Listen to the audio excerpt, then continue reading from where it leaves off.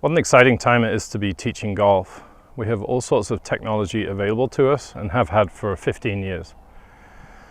Mike Adams and I, over the last 15 years, have experienced the ups and downs of having technology. It kind of comes in waves. I think early in the wave, there's the tendency to go towards the average, which we have to be careful of. Later in the wave, we sort of find out, what works best. Recently, we got involved with SportsBox, which is an incredible team of people developing 3D motion capture on the go. So therefore, we can do 3D motion capture and have a swing, within 30 seconds now.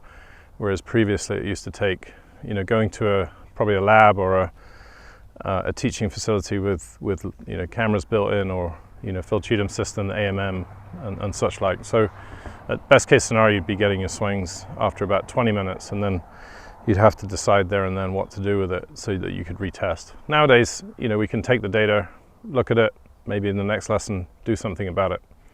But with that in mind, it's like, okay, we're early in the wave again. So do we now, give everyone the average, or do we, use the experience of all these years and realize that people don't swing the same? Obviously, Mike and I are very strong believers in that we try to help you to swing, your way. So what does that mean? So each of the tests that we do correlates to some motion on SportsBox and AMM or Gears or any other system, but obviously most people are going to be using SportsBox. SportsBox is an app that has been developed recently that enables us to use a video camera from one angle on your phone or iPad. This is the iPad, and you can see basically motion capture data. So this swing here on the right is filmed from the front side, and you can look at this swing and get all of the motion capture, so you can see rotations and sways. You can look at it from different angles, change the perspective above, and you can see, just watching the motion and the avatar, they're very accurate. So it's what we call 3D on the go, and it will give the golf teacher the ability to do things that otherwise would have taken an hour to do, in terms of putting on a suit of some kind and capturing, and then whilst the person's still in the suit, you have to make a quick decision. But this gives us a ability to actually look at historical data. You can look at a swing from 3 years ago if you have a good quality capture, 5 years ago. So pretty cool angle here. You can look at it from below, which otherwise you wouldn't be able to do. So we can see how much he's moving. It's actually a really informative image. A lot of people like looking at the avatar more than they like looking at their own swing. So it's kind of cool. So that's basically what SportsBox does. It gives us on-the-go capture. Within about 30 seconds, you can have this data and be looking at a golf swing, with numerical, fact-based information versus just trusting your eyes.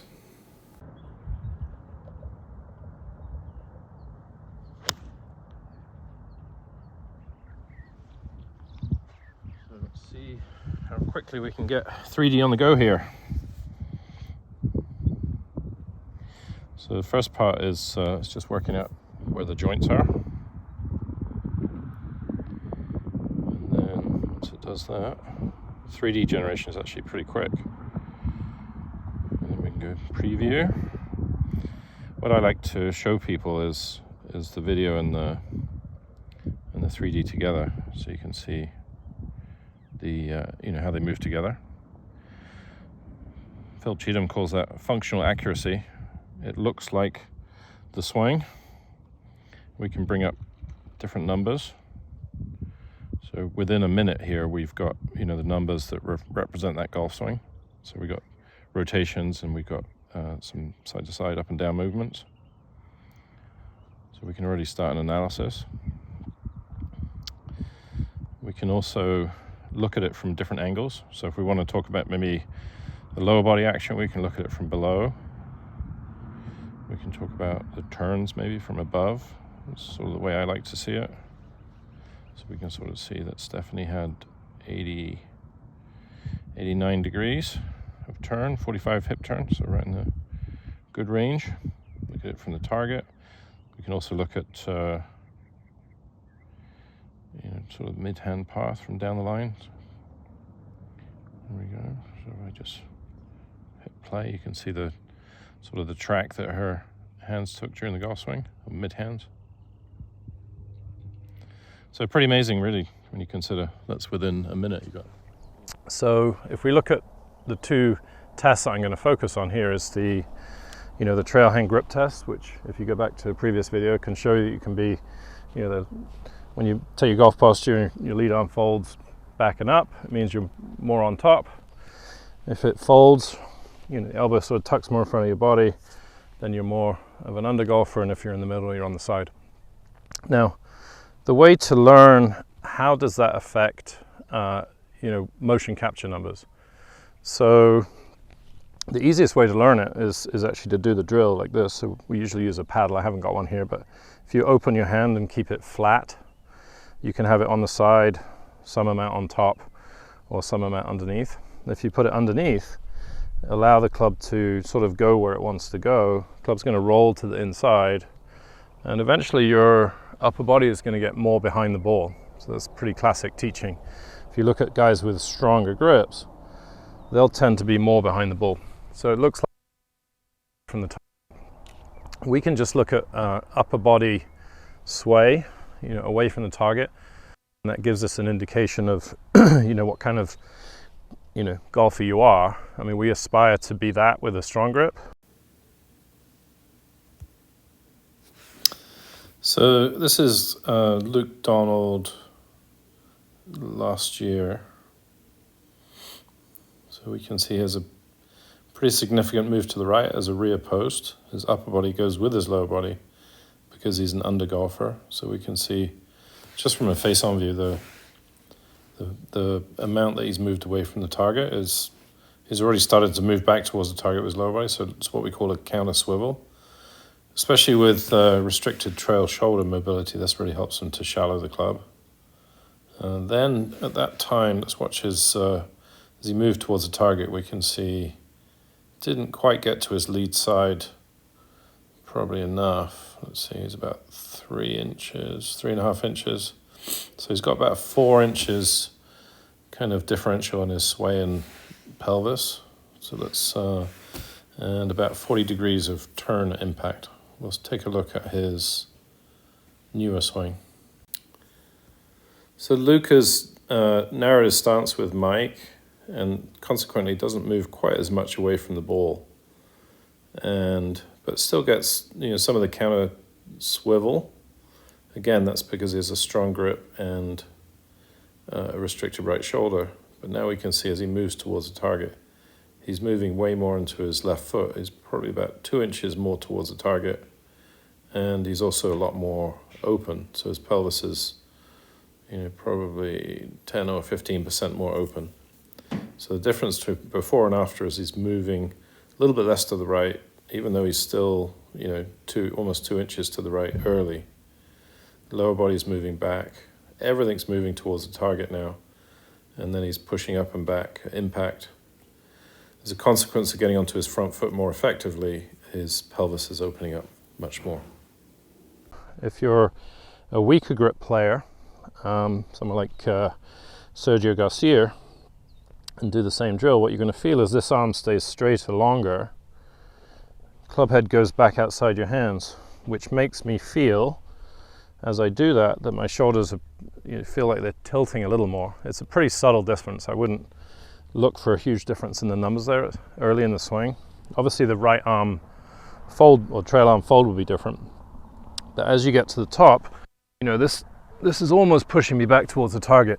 So if you look at the upper body sway graph, there's a line that comes out extended down to the ground. The amount that moves is relative to the way.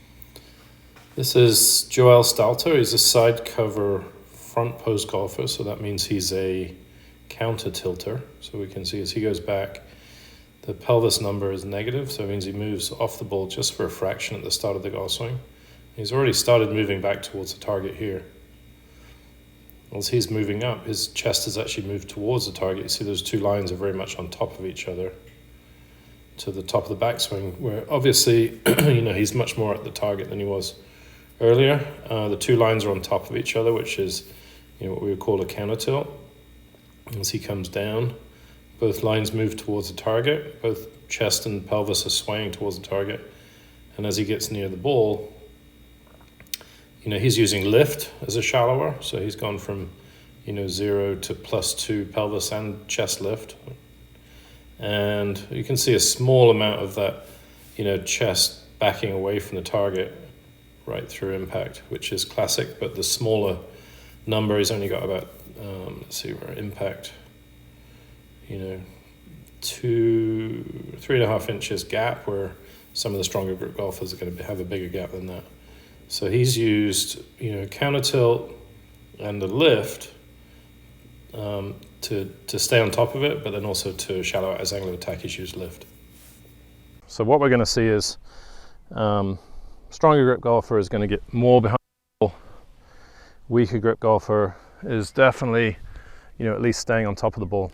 Now Mike and I call, that Greek grip upper body movement is the counter tilt, because you tilt more towards the target. It's really, we're just using sway in this case, because potentially I could use extension, but that's very much a product of how much you rotate and starts to get a little bit more complicated. So we're just looking at sway. Stronger grip is going to be more upper body sway away from the target. And somebody who's in the middle is going to be in the middle.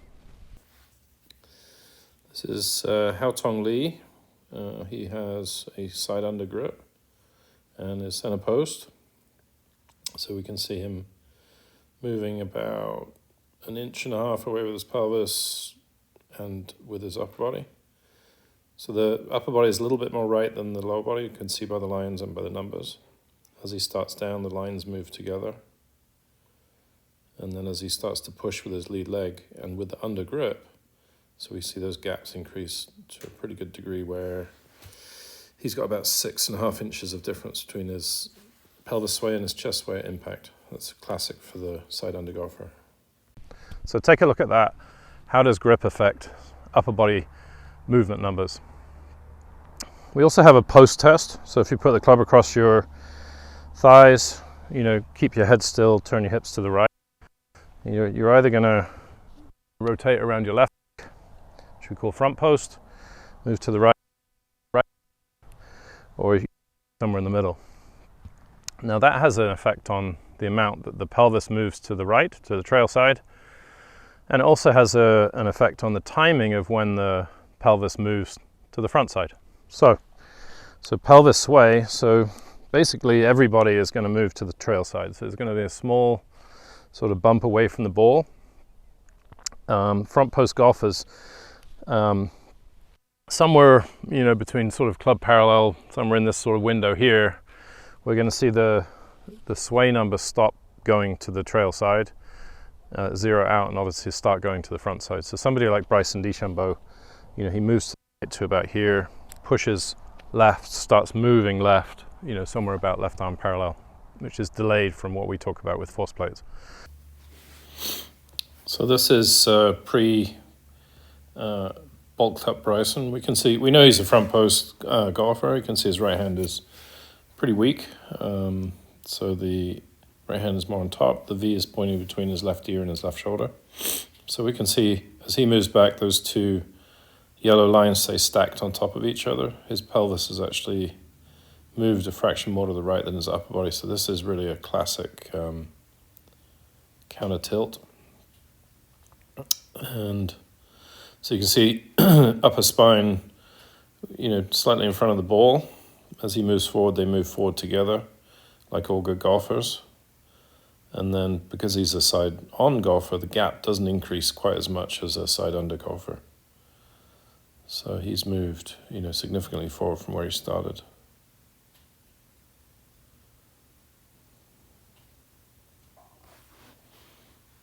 So the forces always precede motion. Somebody like Tiger or Adam Scott, you know, they're what we call center posts. They're going to be moving, you know, towards the target just after left arm parallel. They're going to start zeroing out the sway number and moving towards the target. So this is Rory McIlroy with his driver. We can see top of the backswing, just a small separation, so pretty close to the side cover guy that he is. He's already moving back towards the target. Upper body, lower body move together.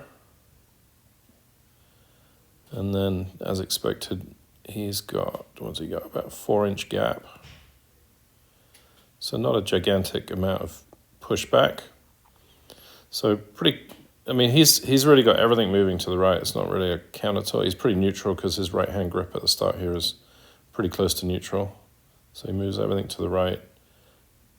Both upper body and lower body move towards the ball. And then when he pushes back, he creates that gap. But he has a ton of lift. So look at this. Pelvis drops 2.5 inches, and as he hits the ball, he pushes up 1 inch. So he's lifted, 3.5 inches. And you can see his heels come off the ground as he's pushing through there. So pretty cool to see how much he drops and then lifts through the ball. Really big power source for him. And then somebody who, you know, is more like Luke Donald or Lydia Ko, you know, they're going to be moving to the right for a longer period of time, so therefore the number's going to be higher. They get to the top of the swing, start reversing the direction of the pelvis sway number, and you know, that's what we see. So for the post test, you're going to see a variation in the sway number, and in the upper body movement, we're going to see a difference based on the way that somebody grips it. You know, because of the way that the trail arm folds.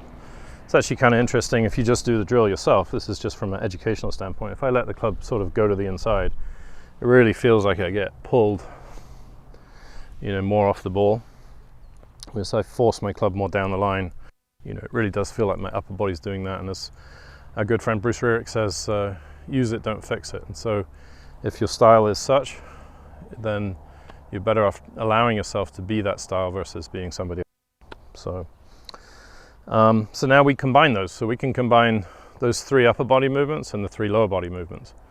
So, you know, what would feel, so if we go for a slightly wider stance for someone as a rear post, we still have to allow their lower body to shift to the right, you know, to those numbers that we see with rear post. But let's say they're an on-top golfer, then they're going to feel very much like, you know, Colin Montgomery looked, you know, sort of more tilted this way. Some of the golfers that are more like that would be, you know, Vijay Singh, Greg Norman, Colin Montgomery. A very famous combo deal is Zach Johnson. So the right hand is under, but he's a front post golfer. So his upper body goes behind the ball, but his lower body's forward. See that very much like sort of reverse in the golfer. So this is Sung-Yul No before lesson. So he was, you know, definitely moving a lot to the right. So you can see about 4 inches of sway both in his lower body and upper body. As a side cover golfer, I felt that was a little bit too much. And as he comes down, you can sort of see that gap increase between the lower body and the upper body lines, whereby his pelvis is shifting towards the target, but his upper body isn't. This is sort of a classic hangback that happens even at that level. So right around top of the backswing, the pelvis and the chest are the same sway away from the target. As he starts down, you can see that his pelvis is moving towards the target, but his upper body isn't. So he's not really using the push of the ground to create that side bend. He's created it by not allowing his upper body to cover his lower body or travel with his lower body on the way down. So as a consequence, he was swinging, you know, a little less fast than he should. So here's an example of a slightly dysfunctional pattern. And then, of course, you know, we got the classic swings like Justin Rose and Tiger Woods, you know, more of a neutral grip and, you know, more of a centered lower body, centered upper body. And you got the extremes like Lydia Ko and Luke Donald, who'd be rear and under, so they're the most over. And then you've got people like Aaron Baddeley and Bryson DeChambeau, who are more on top, but a front post, so they're going to be forward with their upper body and their lower body. And it's pretty interesting. You can see the relationship with the extend lines in the SportsBox, how those two things play together. One absolute is when pretty much everybody gets to the top of the swing, they're moving together. So we don't want to move the lower body and leave it behind. So that's just a really important tip to watch out for with that. This is Stuart's sink. So we can see that Stuart has a pretty good amount of side bend, 15 degrees at the top. And he's sort of set up to the right. So his sway number is based off of when he starts his swing. So it's going to throw the lines off a little bit here. But we can see he basically pivots around his spine that was sort of set up to the right. So he has a good amount of kind of behind the ball look. From there, he creates 5 inches of difference, or 4.5 inches of difference between his pelvis and chest to impact. So that's classic sort of side under golfer range. If you watch Mike and I teach, then you'll also see that we really love to talk about the lower body. So once we have the grip matched up, we have the person, unrestricting sort of their arm swing and allowing themselves to match up their grip and release, then we very, very quickly move into lower body action. And of course we use different sorts of force plates. So what we're seeing is, there's a horizontal force, a lateral force, a rotational force, and a vertical force. What's good now is you don't have to be inside with a force plate to get, some of that information. So we can use, the sway, side to side sway number to talk about how we're moving. So, if you push hard to the lead side, there's going to be a subsequent sort of a sway number that's associated with that. Neiman, who's been doing so well at Riviera this week, is tested out as really an under golfer, and he's center post. So we can see that he moves to the right, about 1 inch, chest and pelvis both moving to the right about the same rate. So those two yellow lines kind of sitting on top of each other. Transitions, like most really good players, those two lines move together until he gets about left arm parallel, and then that signature move from Joachim is that he backs up. So we can see that the pelvis has gone 5 inches forwards, but the chest is actually backed up about 3 inches from here to here. And we can see, there's a negative lift number, which means obviously he's very low, which obviously that distinctive move that he has. We look at that from down the line, we can see that pretty well too.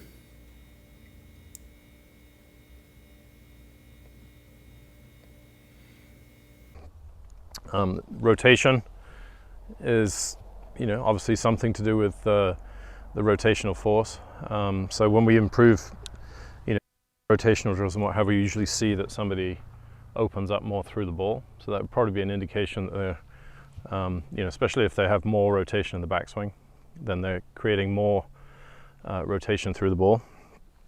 And finally, a big one that's not really talked about, but very important for power, is lowering. So we have the pelvis lift number, which is up and down. Some players will go up early, some players will stay level, but all, powerful hitters will go down at some point, somewhere to about where the club is, between left arm 45 and club parallel to the ground. The pelvis will be at its lowest point, and it will be pushing up through the ball. Brandon Hague is a very long hitter.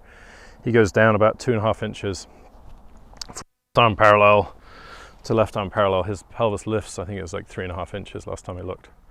So that's a big one. If you want to get somebody to hit it further, people ask me about early extension. So early extension is really, somewhat of thrust, but it's also lift. In order to avoid early lift, let's call it in this case, we need to make sure that we go down. It's like a triple joint action. So we have ankle, knee, and hip. So early extension, if you don't go down, your body goes up early. If we allow ourselves to go down, so we increase the flex in the knee, the ankle and the hip, then you're going to see, the up happen, much more practical time. And that has a really big effect. If we can do it at the right time, it helps us to square the club face, and propel our hands up and around to the left. If it's off time, then our hands are kind of doing their own thing. So this is an example of slightly mismatched golfer. He's side under front post, so he would need a pretty big counter swivel, but we can see at the top of the backswing here, the sway sort of continues, so he ends up very stacked on top of his body. And as a under golfer, that means that it's going to be difficult for him to shallow it, and so this golfer tends to pull it. So we can see as he goes towards the target, everything moves together. And when he pushes, he doesn't create a big enough gap. So he's really missed the opportunity to side bend twice in that he didn't create the counter swivel at the top for the under part of his golf swing. And even at impact, he didn't really push back away from the target. So he's got two things that really make him hit pulls. So lastly, creating sort of potential energy is interesting on SportsBox. We have Mike Duffy, who we worked with, talking about what sort of motion precedes force. So there's an action before the reaction force. So for somebody who wants to create more lateral force, then moving more to the right, so you have to create the space to move into, so the increased sway number. Somebody who wants to create more rotational force needs to create more rotation in the backswing, so we can look at the pelvis rotation number. And somebody who wants more vertical force, we can see them lowering themselves in order to create the vertical force. So there's three ways to sort of get ahead of the ground reaction forces, create more motion, create space for the force that you're looking for. So John Rahm, obviously known as having a very short swing, obviously very powerful, has a slightly side under sort of grip elbow position. So we might expect him to create a little bit of separation. So his upper body is 1.9 away from the target, and his pelvis has already started going back towards the target. So we see a little gap between those lines. Interestingly, he's only turned, sort of mid-80s. As he moves back, both lines are moving together. And as he pushes back, we can see that gap increase to where he's got, about 5.5 inches gap. So it's important to understand that the side bend number gets dynamically pushed into position. We don't passively just stay back. So that's a big lesson for all of these. So the counter swivel is his upper body is further away from the target than his lower body. Everything travels towards the lead leg together. Then when he pushes up on his left leg, we can see that gap increase as the force pushes the left side up and around and away from the target.